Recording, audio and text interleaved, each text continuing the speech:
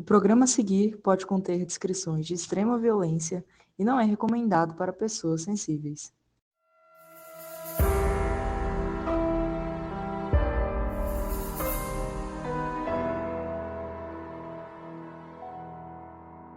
O caso do assassinato de Hae-Min Lee em 1999 e a possível condenação injusta do ex-namorado Adnan Syed foi assunto da grande mídia nos Estados Unidos. Especialmente depois de 2014, quando o podcast Serial foi lançado.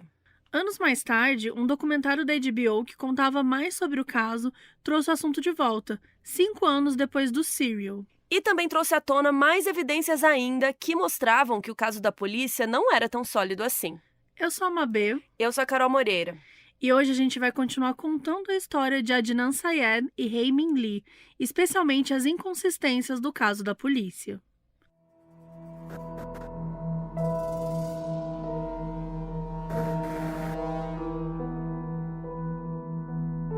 No último episódio aqui do Modus Operandi, a gente contou um pouco da história de amor do Adnan e da Hae, quando eles começaram, até os primeiros términos. Se você não escutou nada disso, se você não sabe quem é esse povo, volta lá, que é o episódio 151. Esse aqui é uma parte 2, então é importante você escutar a parte 1. Então a gente vai recapitular aqui rapidinho. Também falamos sobre o dia em que a Hae desapareceu, que foi em janeiro de 99, e quando acharam o corpo dela em fevereiro. Ela não tinha marcas de agressão sexual, mas a autópsia concluiu que a causa da morte tinha sido estrangulamento. Depois da investigação, os detetives chegaram a um garoto de 19 anos chamado Jay Wilds, que confessou ter ajudado o amigo e ex-namorado da Hae, o Adnan, a enterrar o corpo dela no Lincoln Park. O Adnan foi preso, julgado e considerado culpado em janeiro do ano 2000, até que a jornalista Sarah Koenig recebeu um e-mail que mudou tudo. A Sarah, nessa época, ela era produtora da NPR. NPR significa National Public Radio, que é uma rede de rádio pública estadunidense. E tem várias notícias, tem vários podcasts e tudo mais. Então, a Sarah era produtora dessa NPR, só que em 99 ela tinha escrito matérias sobre esse caso para o Baltimore Sun, um jornal local. O e-mail que ela recebeu foi o da Rabia Chandri, que era uma grande amiga da família do Adnan e que também era advogada. A gente explicou no episódio passado que a Rabia não estava muito por dentro do caso desde o começo, apesar de ser advogada, porque ela estava grávida, tinha uma filhinha pequenininha na época. Só que assim que o Adnan foi condenado, ela resolveu entrar mais no caso. Entrou tanto que ela passou a trabalhar dia e noite para inocentar o Adnan, porque ela tinha certeza que ele não era culpado. Além de pegar os autos dos casos e todos os documentos importantes, a Rabia também começou a pensar no que mais que ela poderia fazer. E ela chegou à conclusão de que um dos passos mais importantes era falar com a mídia. Para a Rabia, era importante entrar em contato com algum jornalista e com a mídia, porque, segundo ela, os jornalistas podiam fazer coisas que outras pessoas não podiam. E, assim, ela tem muita razão, porque quantos casos a gente não conta ou existem de jornalismo investigativo mesmo, que consegue chegar a lugares que a polícia muitas vezes não conseguiu, enfim, por diversas razões. Mas, enfim, então ela achou a Sarah Koenig. Em 2014, a Sarah era apresentadora do This American Life, um podcast da NPR que contava histórias americanas, quando podcasts ainda não eram o auge, de hoje em dia. Naquela época, a Sarah, ela viu bastante potencial na história da Hae e do Adnan, e ela achou importante contar essa história para o público. Mas ela também percebeu que era uma história grande. Ela poderia ser um projeto por si só, e não só um episódio do This American Life. Então a Sarah se encontrou com a Rabia e as duas começaram a conversar. E a advogada apresentou tudo que ela tinha sobre o caso.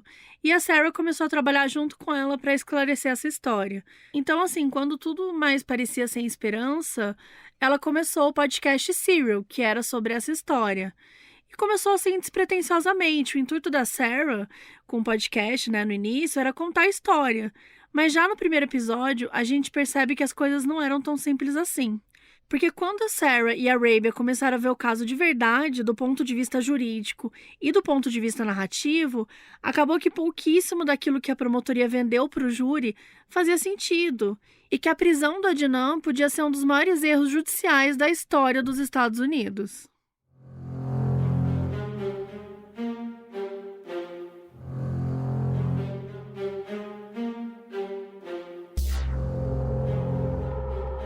O trabalho da Sarah e da Arabia levantou diversas inconsistências e, para falar sobre tudo que foi encontrado graças às investigações dela, a gente vai começar por ordem cronológica, apesar de que as coisas não foram descobertas exatamente nessa ordem, mas é para ficar mais claro. O primeiro grande acontecimento desse caso é, com certeza, o descobrimento do corpo pelo Alonzo Sellers, que foi a pessoa que ligou para a polícia denunciando. O corpo da Ray foi encontrado no Licking Park, um parque gigante ali de Baltimore, que é relativamente perto da Woodlawn, que era a escola onde eles estudavam. No podcast tem até um cara anônimo que fala uma frase que marcou muito. Quando você está cavando no Licking Park para enterrar o seu corpo, você encontra outro corpo de alguém. No depoimento para a polícia e no depoimento no júri, o Alonzo disse que saiu do trabalho dele de carro, tomando uma cerveja, e no meio do caminho ele ficou com vontade de fazer xixi.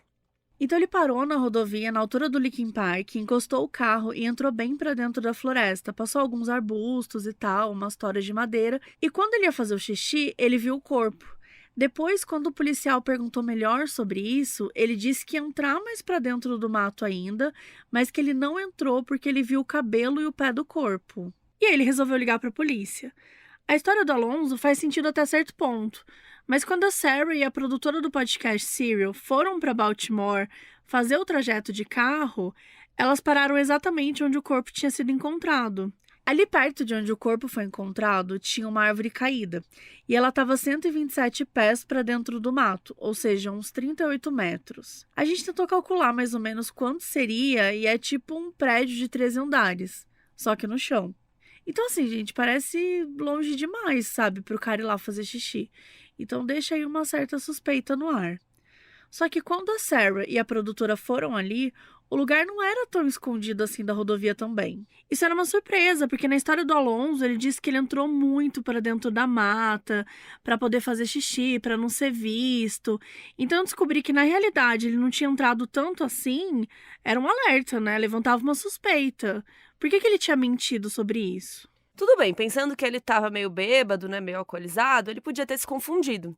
Mas isso não explicava também o fato de que o Alonzo tinha dito que estava olhando para o nada enquanto fazia xixi e meio que viu o corpo sem querer. Sendo que o corpo estava bem atrás de uma tora de madeira muito grande, que era um resto de madeira, de árvore caída ali. Então, assim, não era super fácil de ver, Ainda mais, se ele disse que estava bêbado. Resumo, o corpo não estava num lugar super fácil de encontrar. Só tinha umas partes pequenas para fora e o cara tinha ido justamente ali fazer xixi. Então, será que o cara sabia que aquele corpo estava ali? Ou porque ele estava envolvido, ou porque, sei lá, ele ouviu alguém falando sobre ele?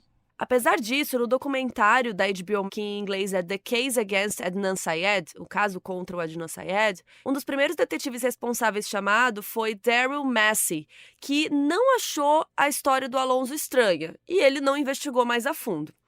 E com relação às coisas que foram encontradas perto do corpo da Ray, como a fibra vermelha e a garrafa de bebida, elas nunca foram realmente analisadas. E a polícia nem mesmo encontrou alguma fibra vermelha no carro do Adnan, nas roupas, no quarto, no sapato dele, nada. A polícia não encontrou nem uma grama de areia, solo do Licking Park nas coisas dele também. O próximo item na timeline de investigações são os principais suspeitos que surgem quando uma mulher é assassinada. O documentário da HBO contratou uma equipe de investigadores particulares, KRI, para conduzir investigações próprias e complementarem o trabalho já feito e começado pela Sarah e pela Arabia. Nessas primeiras investigações, a KRI investigou o Don Clendenst, que era o namorado da Ray na época. Naquele dia 13, quando ela desapareceu, a polícia ligou para o Don para perguntar se ele tinha visto a Ray, e ele falou que não e que ele estava trabalhando até às 6 da tarde. A polícia foi até Lance Crafters, que era onde o Don e a Ray trabalhavam, e confirmaram o álibi. Só que essa história tem dois problemas. O primeiro é que o Don estava no trabalho até às 6 da tarde, mas a polícia só conseguiu conversar com ele 1h30 da manhã. Ou seja, é uma brecha aí de 7 horas que ele poderia ter feito alguma coisa ou qualquer coisa. O segundo problema é que ainda em 99, em outubro, a advogada do Adnan, a Cristina, ela já tinha identificado que, embora o Dom tivesse mesmo um álibi de que ele estava no trabalho, a gerente do Lance Crafters, onde ele trabalhava, adivinhem, era a mãe dele. Ou seja, o álibi era literalmente a mãe dele. Beleza. E assim, né, às vezes realmente ele estava, mas ninguém foi investigar mais a fundo isso? Também em 99, em março, a Debbie, uma das melhores amigas da Ray, foi conversar com o Dom, já que ela lembrava que naquele dia depois da aula ela tinha dito que ia encontrar com o Dom no shopping. Primeiro ela conversou com ele por e-mail, perguntando se ele queria conversar sobre a Ray, e depois ela ligou para ele e eles ficaram 7 horas no telefone. A Debbie disse que queria saber mesmo se ele se importava com ela, né, porque ele tinha sumido.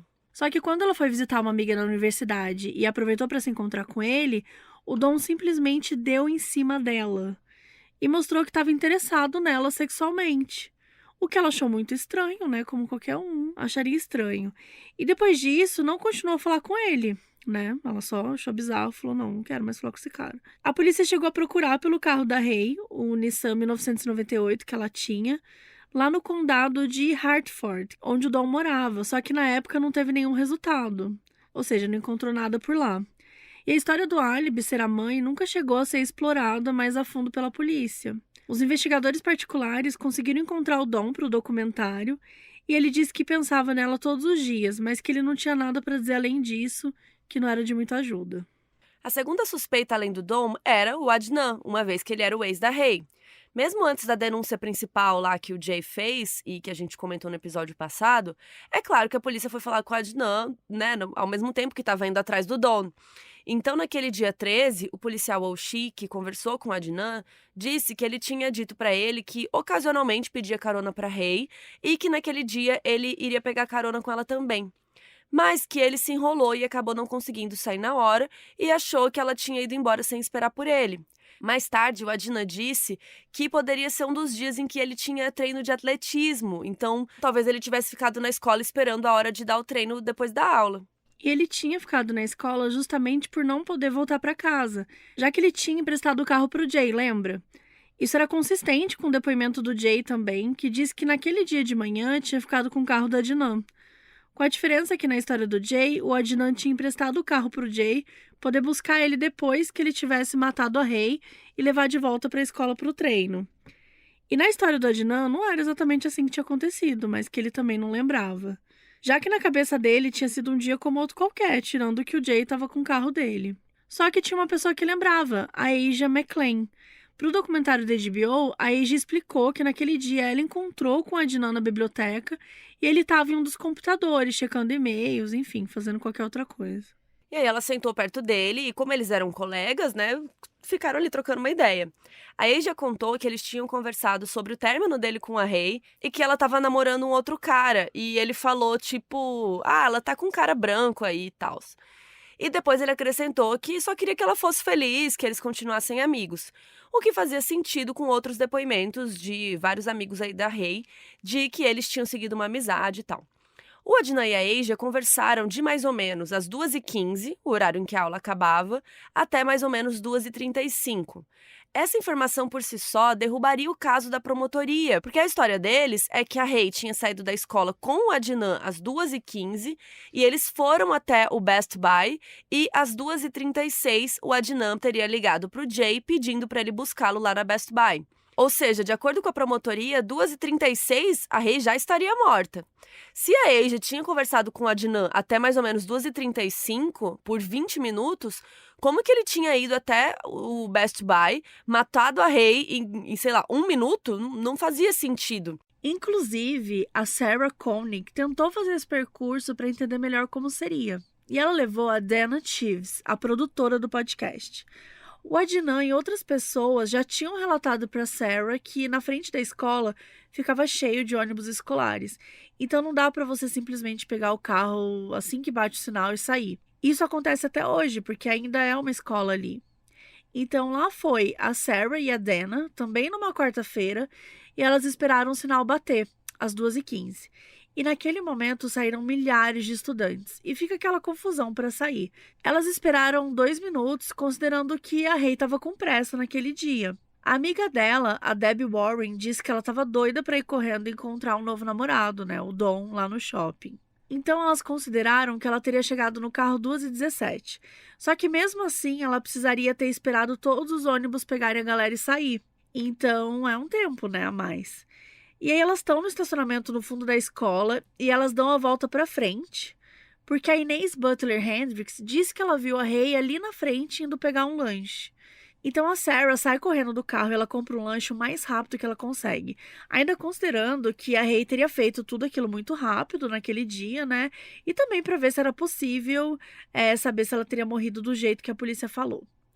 Daí elas entram na avenida principal e assim, a avenida principal tem muitos cruzamentos, então o trânsito é meio complicado. Até que elas finalmente veem o letreiro da Best Buy. Elas entram no estacionamento e param o carro. Elas levaram 18 minutos para chegar até ali. Ou seja, isso faria com que restasse apenas 3 minutos para que o Adnan matasse a Ray. Teria que dar tempo de talvez ter uma conversa, uma briga, ele a estrangular e colocá-la no porta-malas. Isso tudo sem ninguém ver, porque afinal, né, era no meio da tarde. A Sarah e a Dana notaram que tinha muitos carros, tinha muita gente ao redor, assim, pelo menos ali naquele momento. E elas esperaram um tempinho, tal, levando isso em conta, e elas correram para onde o Jay disse que tinha um telefone público, que hoje em dia não tá mais lá. Aliás, a produção do podcast não conseguiu nem provar que aquele telefone sequer existiu ali naquele local, porque a polícia na época aparentemente não foi lá verificar se o telefone existia. E se existia mesmo, a polícia não foi nem atrás de pegar o registro de telefonemas do orelhão daquele dia também. E sim, isso é bem chocante. Elas falaram com funcionários da Best Buy da época e ninguém se lembrou de ter um telefone ali. Isso porque não tinha nem celular, então assim, as pessoas sabiam onde tinha orelhão, sabe? Mas beleza. Enfim, o telefonema que o Jay disse que ele recebeu do Adnan, daquele orelhão, foi às 2h36 da tarde. Então as duas continuaram marcando o tempo e fingiram estar digitando o número de telefone e viram quanto tempo que deu para fazer tudo. E foram ao todo 22 minutos e 2 segundos. Ou seja, se nada de errado acontecesse, até seria possível. Mas tudo isso sendo realizado assim perfeitamente, sem ninguém ver, sem nenhum imprevisto e com muita pressa. Agora voltando para Asia, ela diz ter visto a Adnan na biblioteca até mais ou menos 2h30 da tarde. Então, se o relato dela é verdadeiro, ou se no mínimo o Adnan tivesse ficado 5 minutos na biblioteca falando com ela assim que o sino bateu, isso já acabava com a tese da promotoria. A Asia conseguia lembrar de tudo aquilo que aconteceu com muita clareza, porque apesar de ter sido um dia comum, os outros dias foram os dias da tempestade de neve. E ela lembrava da tempestade de neve porque enquanto a polícia tentava achar a Ray, ela estava ilhada na casa do namorado sem conseguir sair. A Asia chegou aí até a casa do Syed para poder falar com a família do Adnan, né, sobre esse encontro na biblioteca, mas eles pareceram não se importar muito. Até porque, naquele momento, ninguém nem sabia que o caso da promotoria realmente se baseava naqueles 20 minutos em que eles diziam que o Adnan tinha saído direto da escola para matar a Ray. Então a Asia mandou as 2 cartas para Adnan na prisão, explicando que ela podia ser uma testemunha. Gente, ela tava quase implorando, né? Tipo assim, por favor, me aceita como testemunha. E não só ela, como também o namorado na época e o amigo dele, que todo mundo tava lá na biblioteca e todo mundo viu e lembrava. Depois que o Adnan foi condenado e que a Arabia foi conversar com ele sobre os tais 20 minutos, né, entre a saída da escola e a morte da Ray, o Adnan mencionou a Asia e que ela tinha sido uma fonte de esperança para ele. Porém, o Adnan disse para Arabia que ele entregou essas cartas para Christina Gutierrez, a advogada dele, que disse para ele que não tinha nada de substancial ali, nada que pudesse realmente ajudar no caso. Ou seja, a Christina disse para o Adnan que conversou com a Asia e que achou que ela não era importante ou que ela não estava falando a verdade, alguma coisa assim. E o assunto teria ficado por isso mesmo se não fosse a Arabia ter ligado para ela depois da condenação do Adnan, para o mesmo número que estava na carta que ela escreveu 1 ano antes. E aí ela falou com a Asia. Pelo telefone, a Arabia descobriu que a Christina nunca tinha ido conversar com a Asia. Ela nunca foi interrogada pela polícia e nem por ninguém, ninguém foi atrás dela. E foi por isso que ela nem foi citada no dia do julgamento. A Arabia pediu para a Asia escrever um depoimento de próprio punho, oficial e autenticado, e usar para uma das apelações do Adnan. E aí, por conta de uma coisa técnica, os advogados do Adnan não tinham como anexar aquele depoimento naquele momento, e sim, somente muito tempo depois. Sabe quanto tempo? 10 anos. A Arabia e a defesa do Adnan esperaram pacientemente até que eles pudessem marcar uma audiência de apelação. E em 2010, a família do Adnan contatou a Asia para perguntar se ela ainda estava disposta a ser uma testemunha também, e não só ter a assinatura dela no papel. Todo mundo esperava que a Asia fosse super solícita. Mas o que aconteceu foi justamente o contrário. Ela foi super arisca, ela não quis falar com ninguém e disse que não queria mais nada com aquilo. O que aconteceu de verdade é mais complicado que isso. Um detetive particular, em nome da família do Adnan, tinha ligado 2 vezes para Asia, e depois da primeira vez ela quis saber o que o Adnan queria com ela. Por isso ela entrou em contato com o promotor do caso em 1999, o tal do Kevin Urich. Por telefone, a Asia conversou com o promotor por um tempo, contou que ela tinha visto ele na biblioteca e tal, e ele assegurou a ela de que o Adnan era culpado, já que eles tinham DNA. Ou seja, ele mentiu pra ela, não sobre ter DNA, porque realmente tinham encontrado um DNA no corpo da Rei. Mas esse DNA não era incriminador pro Adnan, porque esse DNA não foi nem testado em 99 pro julgamento. Ele nunca foi usado como prova. Então, quando o detetive ligou da segunda vez pra ela, né, pra falar do Adnan, ela disse que não queria mais nada com aquilo, especialmente 10 anos depois, porque ela pensou, pô, tudo bem, eu vi ele lá, mas deve ter acontecido de outra forma, porque o cara tinha DNA, né? O promotor tinha garantido pra ela que o Adnan era culpado, com toda a certeza do mundo, né? Quem era ela pra saber mais do que um promotor, não é mesmo? Em 2012, quando uma audiência foi marcada para a leitura do depoimento da Asia, escrito em 99, ela não estava lá para ser testemunha, mas o tal do promotor Kevin Urich estava. E no depoimento dele, naquela audiência, ele contou sobre a conversa que ele teve por telefone com a Asia.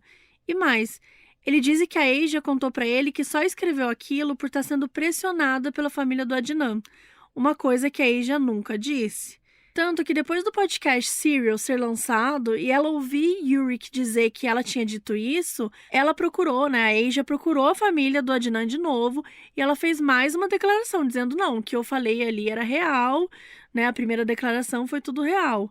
Só que naquela altura já era 2015, né? Era depois que o Serial já tinha sido lançado. Por conta da manipulação do promotor, uma informação que a Asia tinha e que podia ajudar no caso era posta em dúvida 16 anos depois. E pior, o novo promotor do caso ainda falava como se ela estivesse mentindo sob juramento, o que é crime. Então, de todos os lados, acabou parecendo um álibi bem mentiroso.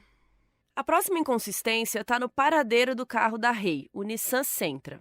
No episódio anterior, a gente comentou que, de acordo com o depoimento do Jay para a polícia, em determinado momento, o Adnan tinha dirigido o carro da Rei com ela morta dentro do porta-malas. O Jay contou mais ou menos onde o carro estava e a polícia foi lá e estava lá, né? Isso foi chocante, né? Eu lembro que quando eu ouvi o podcast também falei, nossa, pô, então como que ele tá mentindo, né? Se a polícia achou o carro e tal. Só que, depois do trabalho dos investigadores particulares, a gente descobriu que tem mais coisa aí nessa história.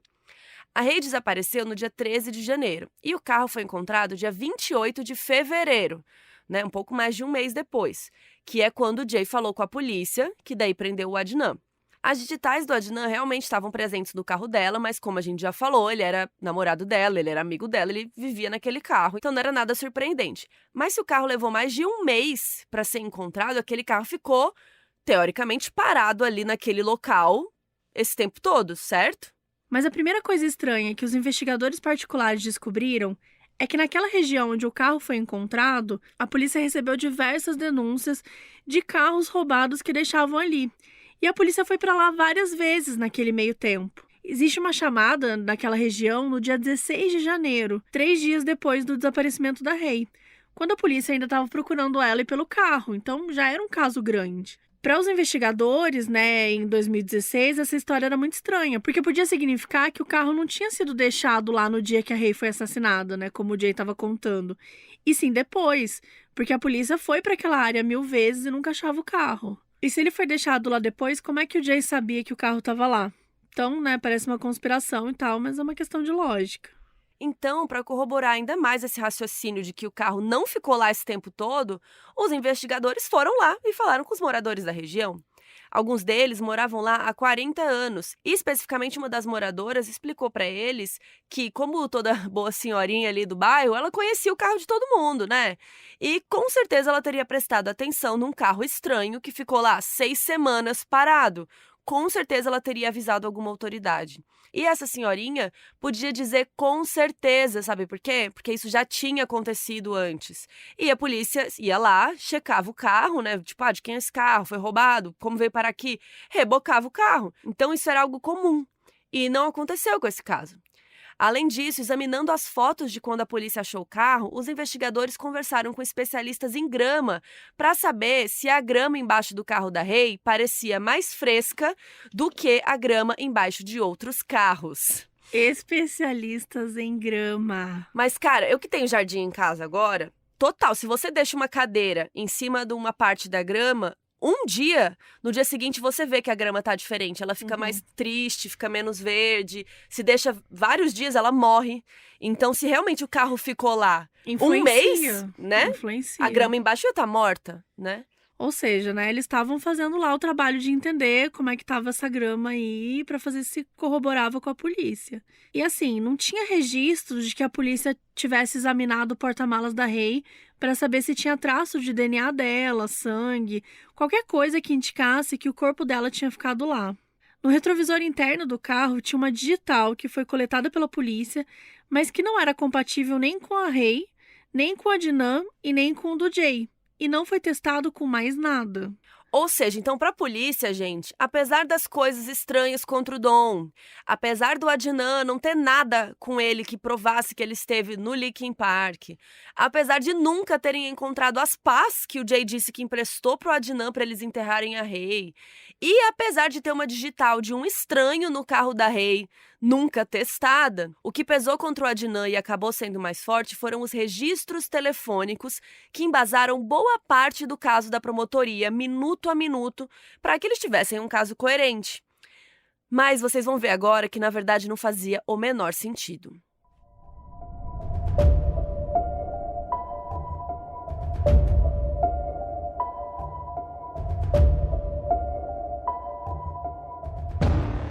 Não dá para falar sobre os registros telefônicos sem falar sobre como a polícia teve acesso a eles, que foi por meio do celular do Adnan. E sem falar sobre o depoimento principal do Jay Wilds, o amigo do Adnan e a principal testemunha do caso, no dia 28 de fevereiro.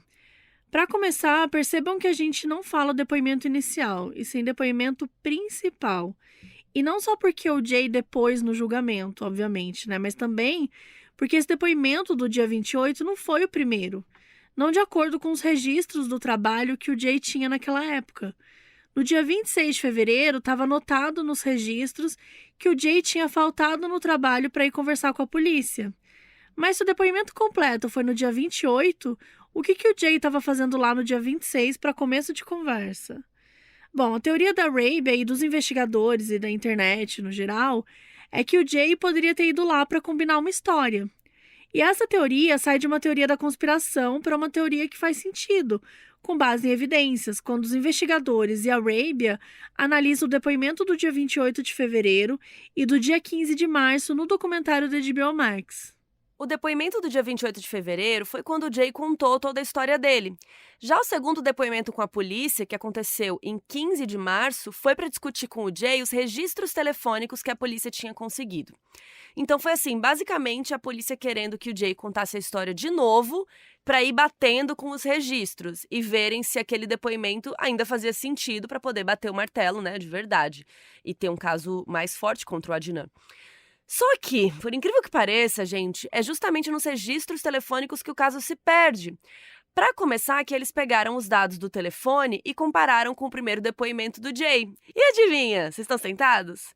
Não batiam com o primeiro depoimento dele, tipo as horas, né? Ah, o Adnan foi na Best Buy, me ligou, não sei o quê. Não batia com nada dos registros. Então, o que eles tiveram que fazer? Fazer essa segunda visita aí para trocar ideia e tentar chegar, né, encaixar melhor essa história.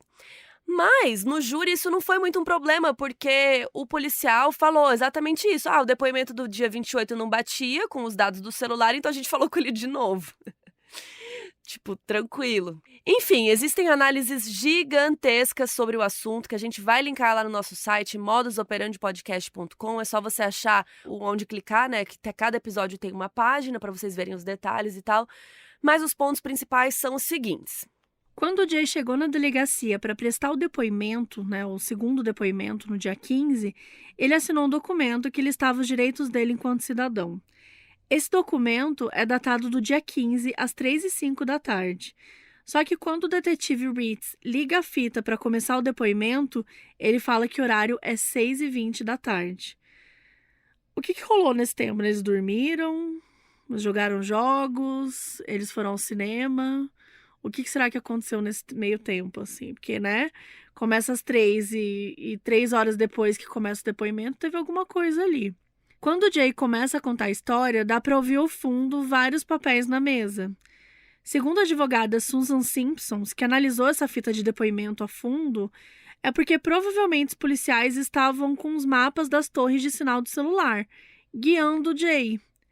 Isso faz mais sentido quando, em determinado ponto, ele está contando uma coisa, ele perde um pouco o raciocínio como se estivesse pensando, e diz, "Can you bear with me for a minute?"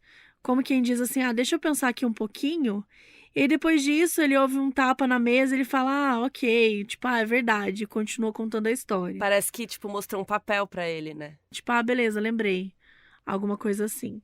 No depoimento do dia 28 de fevereiro, o Jay disse que, quando o Adnan ligou pra ele dizendo pra ir buscá-lo, ele estava na casa da Jennifer Pusateri, a amiga dele, e a casa dela fica ao alcance de uma torre X de celular lá. Só que em algum momento, alguém na polícia, quando transcreveu o código das torres, escreveu errado. Então, a ligação das 2h36 acabou sendo identificada numa torre Y. Ou seja, isso significa que ele não estaria mais na casa da Jennifer, como ele disse inicialmente. Então, no segundo depoimento do dia 15, ele fala, é mesmo? Eu não estava mesmo, já estava no caminho ali entre a casa da Jennifer e a casa do Adnan. E é nessa história aí que a torre Y, né, a segunda torre, apareceu. Mas, ainda nesse depoimento, ele disse que saiu da casa da Jennifer 3h40, 1 hora depois. Então, assim, não faz sentido. Já no julgamento, ele é consistente com o registro do celular. Ele diz que saiu realmente antes da ligação das 2h36. Então, essas são só algumas das inconsistências que o Jay fala dos registros telefônicos. O que, por um lado, eu penso que, cara, eu não lembro a hora que eu saí de casa hoje, sabe? Exatamente, eu saí 2h31, eu não sei. Então, eu entendo que às vezes a gente se confunde, a gente pode esquecer alguns detalhes. Mas, assim, ele deu vários depoimentos e nada batia com os celulares, sabe? Parece que foi muito encaixado de propósito. Só que o absurdo não termina por aí. Tem mais uma coisa muito importante que os detetives não quiseram contar para o promotor. Ou que o promotor não quis contar para o júri. E esse detalhe é que a AT&T, que era a operadora do celular do Adnan, enviou para a polícia os registros telefônicos e também enviou um manualzinho de como ler esses registros. Por exemplo, no manual estava escrito que todas as ligações estavam no fuso EST, ou seja, horário do leste dos Estados Unidos. Isso era importante para a polícia saber caso precisassem saber quando uma ligação tinha sido feita para outro fuso. E uma outra coisa que estava escrita, que era muito importante, era que só as ligações feitas poderiam ser consideradas confiáveis para confirmar onde o celular estava. E não as ligações recebidas, que era o que a polícia estava justamente usando, já que o celular estava com o Jay. Ou seja, depois de todo o trabalho que a polícia e o Jay tiveram de arrumar a história, mesmo assim ela não era confiável. Isso só foi descoberto anos depois do Serial, depois de tudo. Talvez você não tenha pensado nisso ainda, mas até aqui a gente não falou o que aconteceu com o Jay. Porque, né, ele disse inúmeras vezes que ajudou o Adnan a enterrar o corpo da Rei, tanto no julgamento quanto em depoimentos, né? Então, ele também seria um criminoso, né, de acordo com a lei. Então, ele era o quê? Um informante, ele era cúmplice, ele era testemunha, ele nunca foi julgado, né? Então, vamos explicar para vocês. Ele foi acusado formalmente em setembro, no dia 7 de setembro de 99, 6 meses depois do depoimento do dia 15 de março. O Jay teve uma audiência para um acordo judicial. A advogada dele era uma mulher chamada Anne Benaroya, que era uma advogada pública que assumiu o caso sem cobrar nada.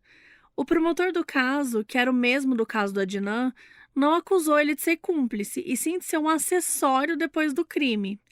E a pena máxima para esse caso era 5 anos. 5 dos quais ele cumpriu 0, porque como ele era uma testemunha importante no caso da promotoria, né? Ele não pegou nenhum ano de cadeia, mesmo ele tendo confessado que ajudou a enterrar a Rei, né? Segundo ele.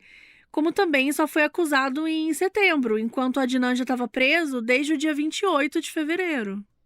Então com relação ao Adnan, ao Cyril e as novas pessoas trabalhando no caso, a defesa dele tinha mais 2 peças que eles podiam tentar trabalhar. A primeira era a segunda declaração juramentada da Asia McClain sobre o tal encontro na biblioteca. E a segunda era uma declaração juramentada do Abraham Warrenowitz, engenheiro especialista em dados telefônicos, que conversou com a defesa do Adnan depois de terem descoberto que as ligações recebidas não eram confiáveis como provas. Gente, vocês estão sentados?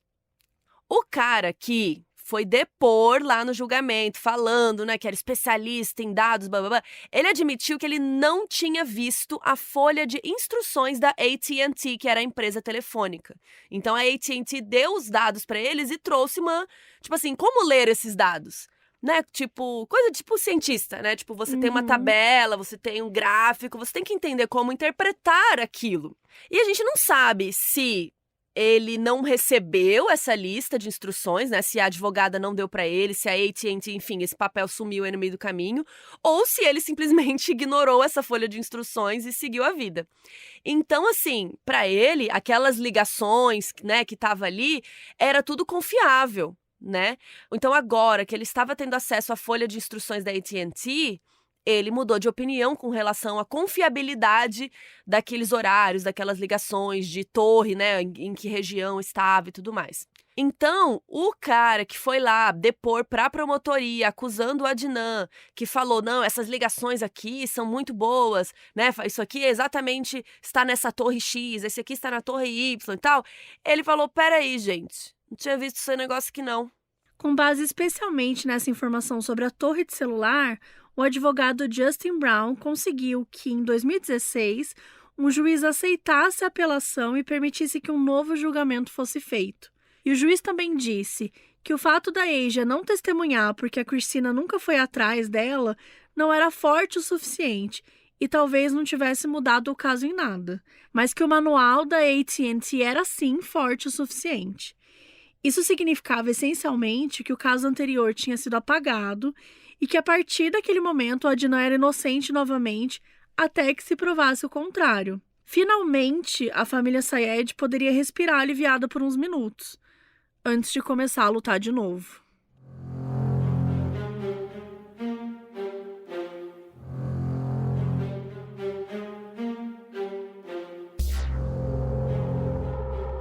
O Estado, então, apelou à decisão do juiz de garantir que o Adnan tivesse um novo julgamento.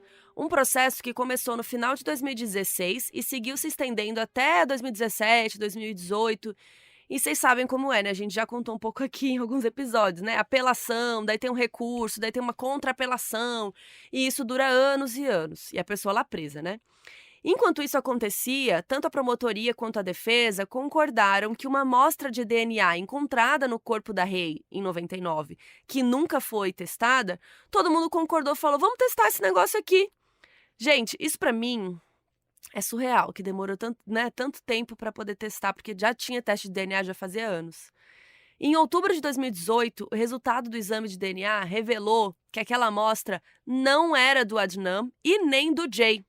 Mesmo com essa notícia sendo muito boa, as apelações do estado de Maryland funcionaram e em março de 2019, a Corte de Apelações decidiu que o Adnan não teria um novo julgamento.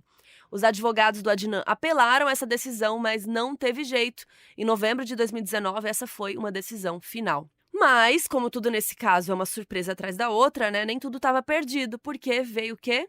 A quarentena, a pandemia. Então, nada aconteceu em 2020 e em 2021, uma nova lei entrou em vigor no estado de Maryland.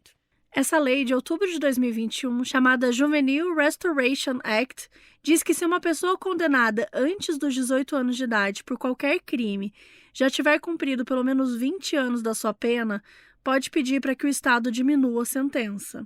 Ou seja, reconsidere o caso, podendo levar até uma sentença menor, um regime semiaberto, uma prisão domiciliar ou até mesmo a libertação.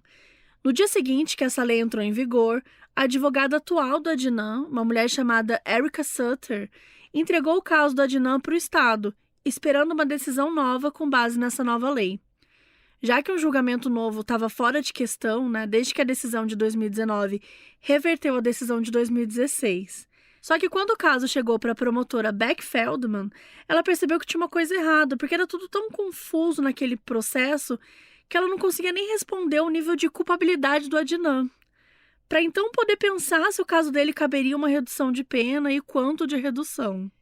E aí, então, que o que era para ser uma decisão fácil se transformou em uma mini investigação, porque a Beck resolveu se juntar com a nova equipe da Erika, a advogada do Adnan, para pedir mais uma análise de DNA em março de 2022, no ano passado.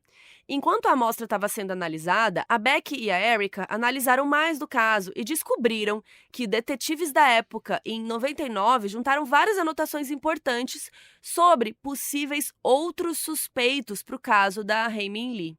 Uma lista de suspeitos que, inclusive, não tinha o Adnan.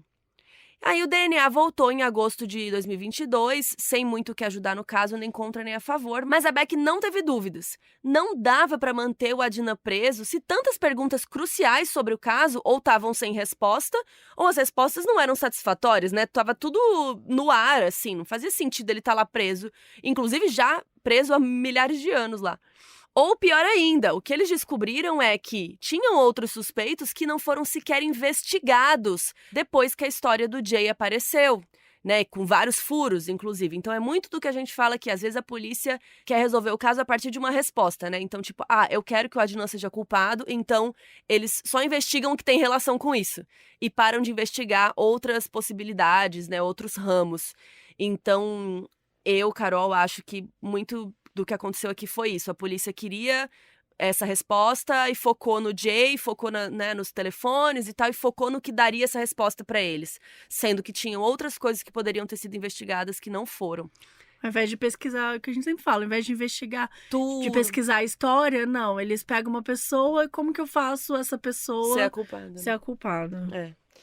Enfim, Só que aí, algumas evidências sobre os novos suspeitos eram muito sólidas, tanto que o caso foi reaberto e a investigação foi retomada. Então, no dia 14 de setembro de 2022, a bomba.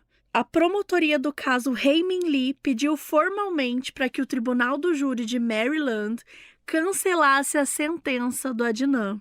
Gente, esse pedido dizia que o Adnan era inocente? Não. Mas dizia que após uma revisão do caso, especialmente com base em novas evidências, eles concluíram que, em 1999, tanto o estado de Maryland quanto aquela promotoria não conseguiram investigar o caso como deveria. E ainda por cima, eles se apoiaram em evidências que não eram sólidas o suficiente. Então, basicamente, eles estavam admitindo que a condenação não foi justa. A juíza Melissa Finn aceitou o pedido no dia 19, 5 dias depois do pedido da promotoria.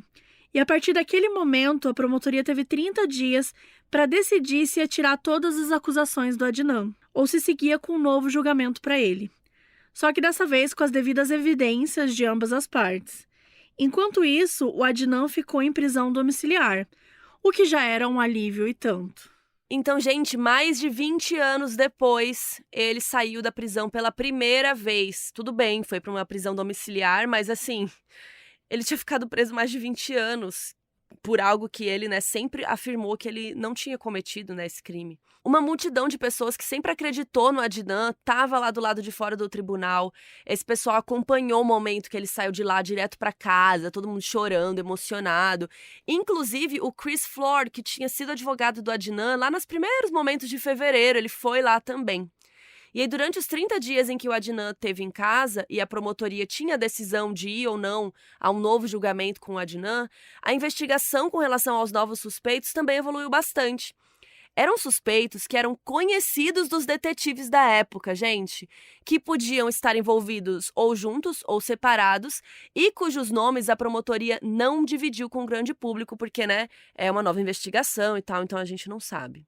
E vamos combinar que, assim, durante 30 dias que o Adnan estava em casa, a promotoria conseguiu avançar com uma investigação Não é, menina? que tá há 21 anos na... Gente, Que é uma coisa. palhaçada, sério. Bom, a Beck descobriu que os suspeitos chegaram ao conhecimento dos promotores do caso em 1999, antes do Adnan ser julgado, e que um dos suspeitos foi denunciado por 2 pessoas diferentes, em ligações diferentes, separadas meses uma da outra. E esse novo suspeito tinha falado para as pessoas que estava bravo com a Rei e que ele foi ouvido dizendo que ia fazer ela desaparecer. A promotoria, então, olhou com mais cuidado para essas informações, foi atrás de saber mais sobre o suspeito e decidiu que essa pessoa tinha, sim, motivos, oportunidade e meios de matar a Rei. E, portanto, era um suspeito plausível e que nunca foi investigado a fundo pela polícia na época. No dia 10 de outubro de 2022, um pouquinho antes dos 30 dias, que a promotoria tinha para tomar essa decisão, a promotoria anunciou que ia retirar todas as acusações contra o Adnan. Finalmente, depois de 23 anos, Adnan Syed era, enfim, um homem livre de novo.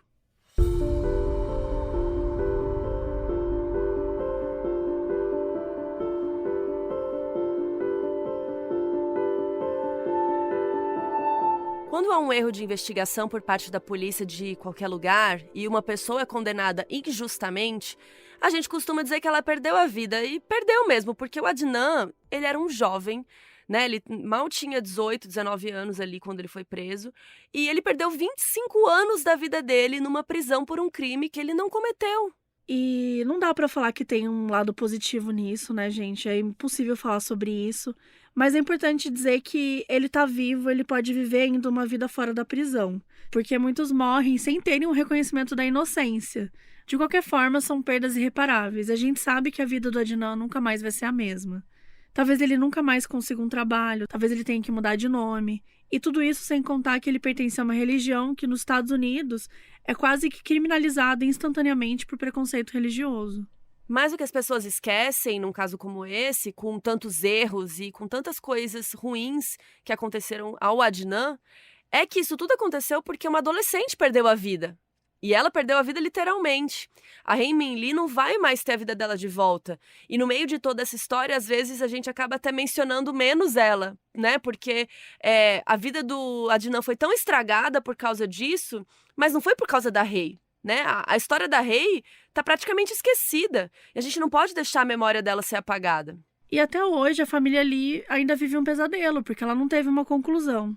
O irmão da Hae, em setembro, diz que sempre que ele acha que o caso vai ter um final, ele não tem, que nunca acaba. Tudo que a família Lee quer é justiça.